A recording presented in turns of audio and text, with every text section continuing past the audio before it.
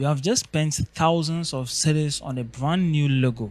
The colors are perfect, the font is good, and everybody's telling you it looks good. Everybody's giving you compliments, but then nothing changes. Everything remains the same. You still have the same customers, your prices are still the same, and people are still scrolling by your content without stopping. Now, what do you think went wrong? I'll tell you exactly what went wrong, and it has nothing to do with the logo.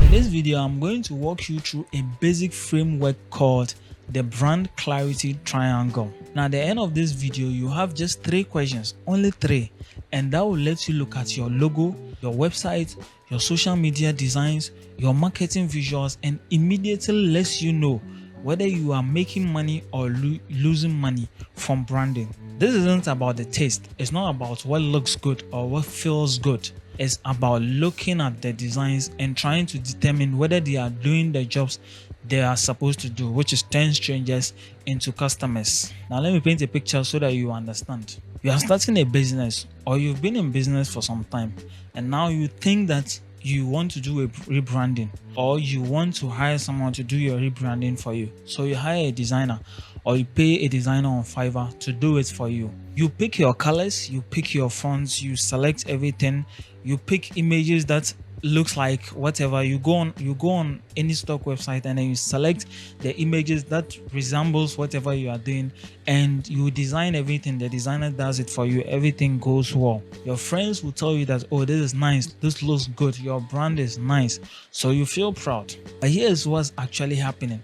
Every single decision that you made, the colors, the typography, the pictures, was all based on just one thing: what you personally liked or what you personally preferred. We call that design by whim. Now, this is very risky and can damage your brand, because the thing is, a brand built on personal taste without considering your business strategy, you're going to end up confusing your customers, or your potential customers that you are trying to get.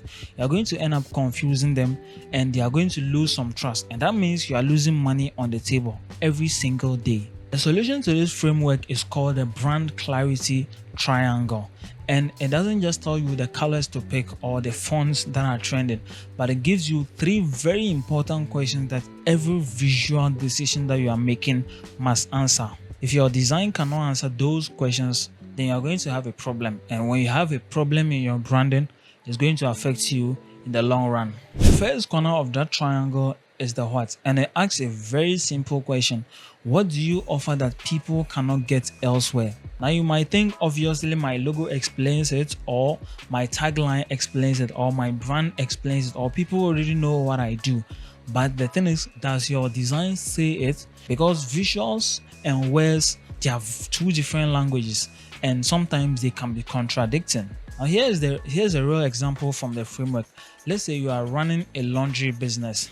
Now, what do we mostly see on laundry websites? Usually when you go on these laundry websites, they put on their machines. You see pictures of their machines, people doing the laundry and all kinds of things that, shows how they do the work, but they never really shows what the results of that work is.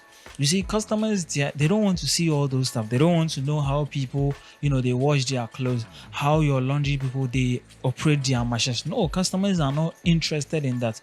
What they want, what they actually want, what they are buying from you, or the reason why they are contacting you for that service is because of the relief, the calmness, the stress-free thing, the stress-free feeling about not having to get up on a Sunday or a Saturday to do their laundry. That is what customers are actually buying from you, but not these pictures that you put on your website, or not these machines or laundry stuff that you put on your website. Now, following this framework, it tells us that you shouldn't be showing all those unnecessary stuff to the customer. What you should do is show them the results. Show pictures of people, feeling relaxed because somebody's taking care of their laundry. They feel, they are stress-free about worrying. They don't have to worry about doing their laundry, that kind of thing. So you show the feeling. That is what the framework is telling us. You show the emotion the customer is purchasing, not the service that you are delivering. This is what the what question unlocks. it forces you to ask yourself, are my visuals showing what I do or what the customer gets? Those are two very different questions, and only one of them is going to help you sell. But understanding what you do is just the first layer. The second question of this framework goes deeper, much deeper. The why. There is this line that people don't buy what you do, but they buy why you do it. Think about the brands that you personally like and you are loyal to them.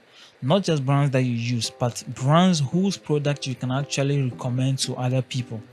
Ask yourself, are you loyal to them because they are the best in the market?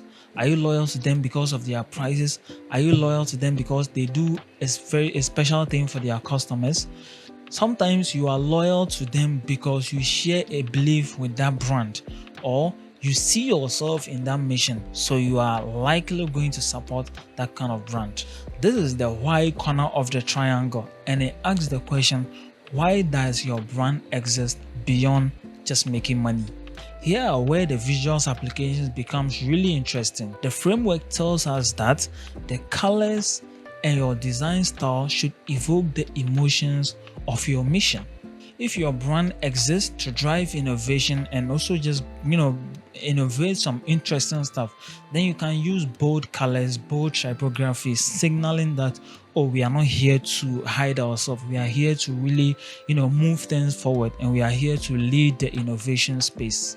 And if your brand exists to provide care, warmth, and support, you can see yourself using warm tones, softer curves, and just using things that tells people that you are safe here. We want to take care of you. That kind of visuals are going to signal what your brand stands for. The business outcome of getting the why right is not just recognition, but it's actually loyalty.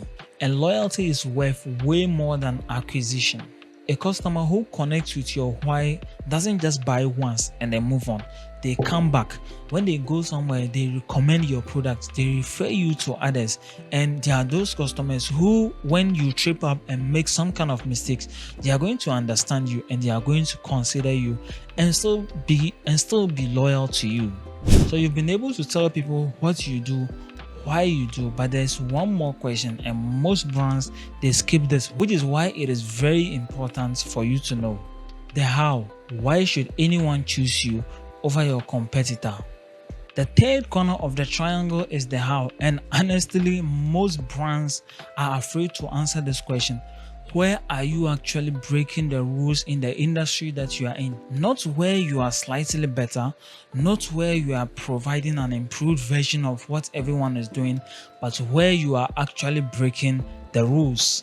Where are you doing something that makes the traditional players in your industry feel threatened, or they kind of feel like, oh, you don't need to play with this guy?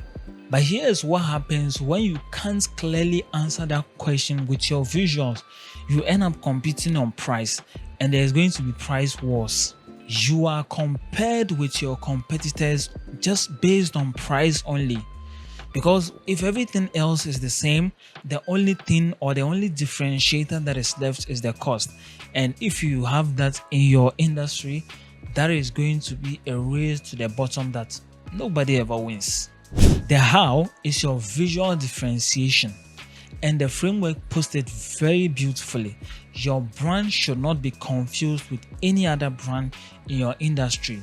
That means that your brand should have its own distinct illustration, a custom typography, how they use their colors, a visual language that is so specific, that you are so intentional about, that you've created yourself, so that even without your logo, or if they strip everything out, if they remove everything from your brand, if they remove your logo and they strip out some parts, people will still know that this is the brand. And the business outcome of getting this right is really beneficial. And if your brand stands out and is genuinely unique, you are going to escape this commodity trap that everyone is doing in your industry. You're going to earn premium pricing, and you can price things how you want. You can have some premium tiers in your brand, and people are not just going to be buying because your things are low, or they are buying because of your pricing, but they're actually going to buy because of you, because of your brand.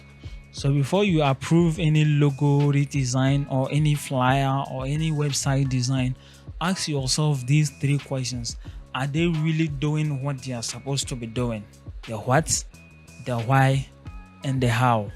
If none of them is the answer and the only answer you have is it just looks nice, then I don't think you are doing anything that will improve your business. Because in the language of branding, when you have all these things going on, things that customers are not able to understand, or even you yourself, you're unable to explain or answer these questions. If you're unable to answer these questions yourself in branding, then your customers are not going to get you.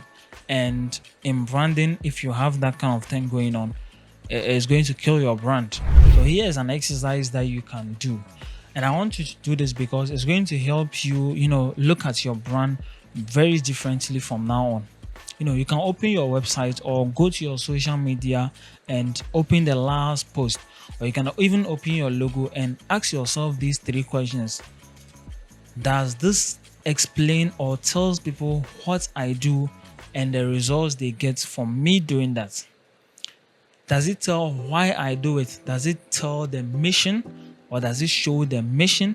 And does it show how I am very different from my competitors? Ask yourself these three questions, and you count how many elements in the logo or your website that pass this, and you count those that fail, and let me know in the comments, what did you find? Is your brand doing more than you think, or is actually doing less? Because the number that you find from those that pass, the elements that pass and the elements that failed, that gap right there, it tells you where your brand is and where your brand can actually be, or where your brand would have been if you actually worked on these things. And now you have the triangle to close that gap. If you enjoyed this video and it helped you in any type of way, it helped you in looking at your brand differently, don't forget to like, subscribe, and let me know if you want more strategical breakdowns like this and how your design decisions can actually affect your business growth.